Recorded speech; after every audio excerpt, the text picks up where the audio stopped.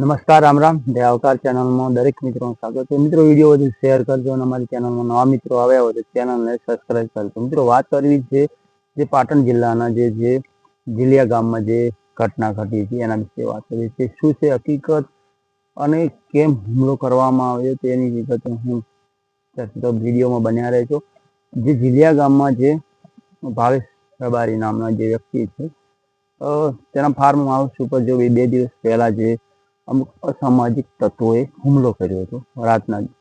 ત્યારે ભાવેશ રબારીએ તેમને પોલીસ બંદોબસ્ત કર્યો હતો અને પહેલેથી જ એમને કદાચ ખબર હશે. ત્યાર પછી હુમલો એ લોકો આવ્યા અસામાજિક તત્વો, ત્યારે પોલીસ તંત્ર ત્યાં હાજર હતું. પોલીસ તંત્ર અને સામે પણ એમને હુમલો કર્યો હતો અને પથ્થરમારો એવું થયું હતું. ત્યાર પછી બીજે દિવસે કાર્યવાહી થઈ હતી. કાર્યવાહીમાં જે લગભગ 8 થી 9 આરોપીઓને પોલીસ તંત્રએ પકડી પાડ્યા હતા અને એમનો વરઘોડો કાઢવામાં આવ્યો શહેરમાં, પાટણ વિસ્તારમાં.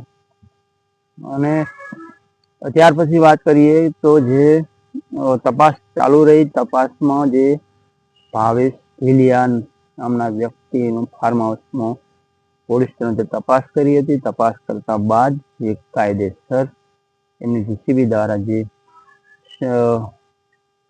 ભાવેશ સ્ટેટ ઓફ રામાધાણી જે ગેટ હતો એ પાડવામાં આવ્યો અને ફાર્મ હાઉસ જીસીબી દ્વારા. હું વિડીયો બતાવું, વિડીયો પૂરેપૂરો જોજો અને આ વિશે તમારું શું કહેવું છે કોમેન્ટમાં અવશ્ય જણાવજો. દરેકને જય માતા.